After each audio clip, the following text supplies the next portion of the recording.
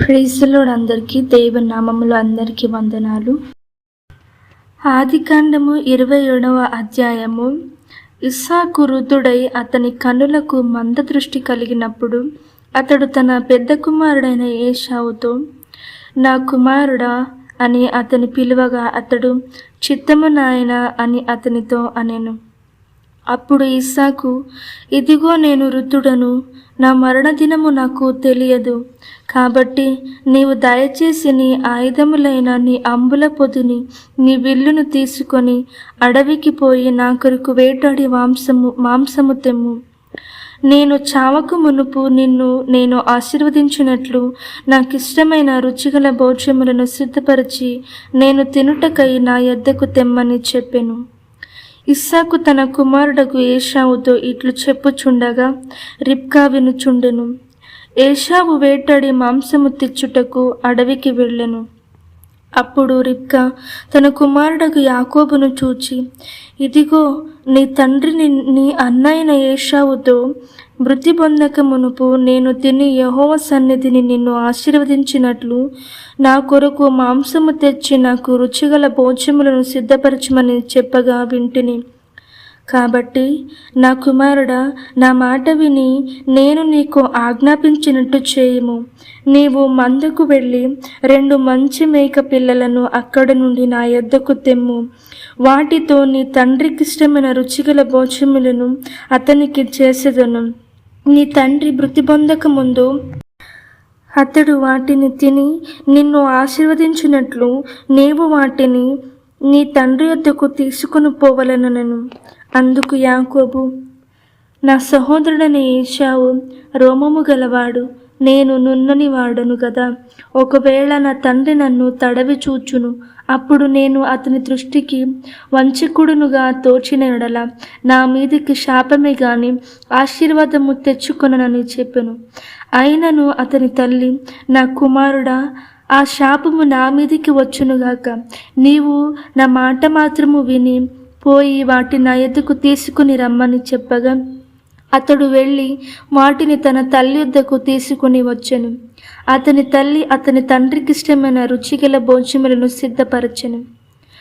మరియు తన జ్యేష్ఠ కుమారుడు ఏశావునకు సొగసైన వస్త్రములు ఇంట తన యొద్ద నుండెను గనుక రిబ్కా వాటిని తీసి తన చిన్న కుమారుడు యాకోబునకు తొడగించి ఆ మేకపిల్లల చర్మములతో అతని చేతులను అతని మెడ మీద నునుపు భాగమున కప్పి తాను సిద్ధపరచిన రుచిగల భోజ్యములను రొట్టెను తన కుమారుడు యాకోబు చేతికి ఇయ్యగా అతడు తన తండ్రి యొద్దకు వచ్చి, నా తండ్రి అని పిలువగా అతడు, ఏమి నా కుమారుడా, నీవెవరివని అడిగెను. అందుకు యాకోబు, నేను ఏశావు అను నీ జ్యేష్ఠ కుమారుడును. నీవు నాతో చెప్పిన ప్రకారము చేసి ఉన్నాను. నీవు నన్ను దీవించుటకై దయచేసి లేచి కూర్చుండి నేను వేటాడి తెచ్చిన దాన్ని తినుమనెను. అప్పుడు ఇస్సాకు, నా కుమారుడా, ఇంత శీఘ్రముగా అది నీకెట్లు దొరికినని అడుగగా అతడు, నీ దేవుడైన యెహోవా నా ఎదుటికి దాన్ని రప్పించుట చేతనే అని చెప్పాను. అప్పుడు ఇస్సాకు, నా కుమారుడా, నీవు ఏశావను నా కుమారుడవో కావో నేను నిన్ను తడవి చూచెదను, దగ్గరకు రమ్మని చెప్పాను. యాకోబు తన తండ్రి అయిన ఇస్సాకు దగ్గరకు వచ్చినప్పుడు అతడు అతని తడవి చూచి, స్వరము యాకోబు స్వరము గాని చేతులు ఏశావు చేతులే అనెను.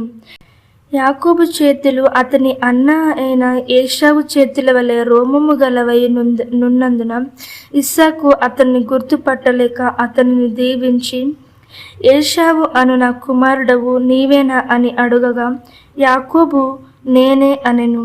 అంతటా అతడు, అది నా యొద్దకు తెమ్ము, నేను నిన్ను దీవించినట్లు నా కుమారుడు వేటాడి తెచ్చినది తిందుననెను. అతడు తెచ్చినప్పుడు అతడు తినెను.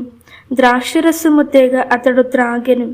తరువాత అతని తండ్రి ఇస్సాకు, నా కుమారుడా, దగ్గరకు వచ్చి నన్ను ముద్దు పెట్టుకోమని అతనితో చెప్పెను.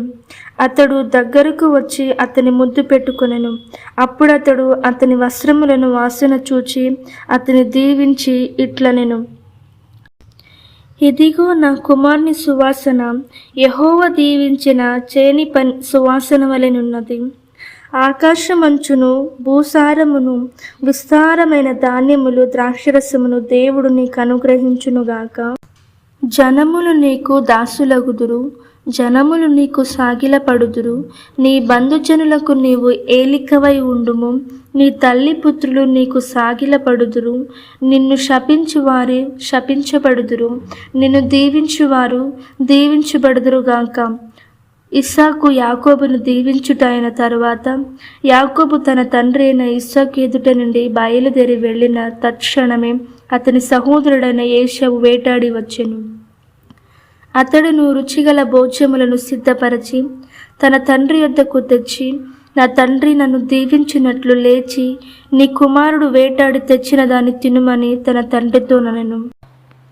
అతని తండ్రి అయిన ఇస్సాకు నీవెవరమని అతన్ని అడిగినప్పుడు అతడు, నేను నీ కుమారుడను ఏశావు అను నీ జ్యేష్ఠ కుమారుడనగా, ఇస్సాకు మిక్కుటముగా గడగడ వణుకుచు, అట్లయితే వేటాడిన భోజనమును నా యొద్దకు తెచ్చిన వారెవరు? నీవు రాకమునుపు నేను వాటన్నిటిలో తిని అతని నిజముగా దీవించుతుని, అతడు దీవింపబడిన వాడే అనెను. ఏశావు తన తండ్రి మాటలు వినినప్పుడు దుఃఖక్రాంతుడై పెద్ద కేక వేసి, ఓ నా తండ్రి, నన్నును దీవించమని తన తండ్రితో చెప్పాను. నీ సహోదరుడు కపోటోపాయముతో వచ్చి నీకు రావలసిన దీవెన తీసుకొని పోయాను. ఏశావు యాకోబు అను పేరు అతనికి సరిగానే చెల్లినది. అతడు నన్ను ఈ 2 మారులు మోసపుచ్చాను, నా జ్యేష్ఠత్వము తీసుకొనిను. ఇదిగో ఇప్పుడు వచ్చి నాకు రావలసిన దీవెన తీసుకొనినని చెప్పి నా కొరకు మరి ఏ దీవెన మిగిల్చి ఉంచలేదా అని అడిగాను. అందుకు ఇస్సాకు, ఇదిగో అతను నీకు ఏలికనుగా నియమించి అతని బంధుజనులందరినీ అతనికి దాసులుగా ఇచ్చితిని. ధాన్యమును ద్రాక్షరసమును ఇచ్చి అతని పోషించితిని గనుక, నా కుమారుడా, నీకేమి చేయగలనని ఏశావుతో ప్రత్యుత్తరమియ్యగా, ఏశావు, నా తండ్రి, నీ యొద్ద ఒక దీవెనే ఉన్నదా? నా తండ్రి, నన్ను కూడా దీవించమని తన తండ్రితో చెప్పి ఏశావు ఏలిగెత్తి ఏడవగా, అతని తండ్రి అయిన ఇస్సాకు, నీ నివాసము భూసారము లేకయు పైనుండి పడు ఆకాశపు మంచు లేకయు నుండును. నీవు నీ కత్తి చేత బ్రతుకుదువు, నీ సహోదరునికి దాసుడవగుదువు. నీవు తిరుగులాడుచుండగా నీ మెడి మీద నుండి అతని కాడి విరిచివేయుదువు అని అతనికి ఉత్తరమిచ్చాను. తన తండ్రి యాకోబుకిచ్చిన దీవెన నిమిత్తము ఏశావు అతని మీద పగబట్టెను. మరియు ఏశావు, నా తండ్రిని కూర్చిన దుఃఖదినములు సమీపముగానున్నవి, అప్పుడు నా తమ్ముడైన యాకోబు చంపెదననుకొనెను.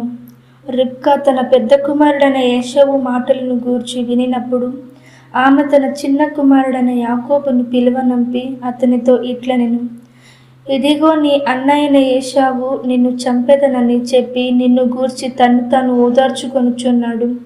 కాబట్టి నా కుమారుడా, నీవు నా మాట విని లేచి హారానులోనున్న నా సహోదరుడగు లాబాను నొద్దకు పారిపోయి నీ అన్న కోపము చల్లారు వరకు, నీ అన్న కోపము నీ మీద నుండి తొలగి నీవు అతనికి చేసిన వాటిని అతడు మరచు వరకు లాబాను నొద్ద కొన్నాళ్ళు ఉండుము. అప్పుడు నేను అక్కడ నుండి నిన్ను పిలిపించెదను. ఒక్కనాడే మీ ఇద్దరిని నేను పోగొట్టుకొననేలా అనెను. మరియు రిబ్కా ఇస్సాకుతో, హేతు కుమార్తె వలన నా ప్రాణము విసికినది.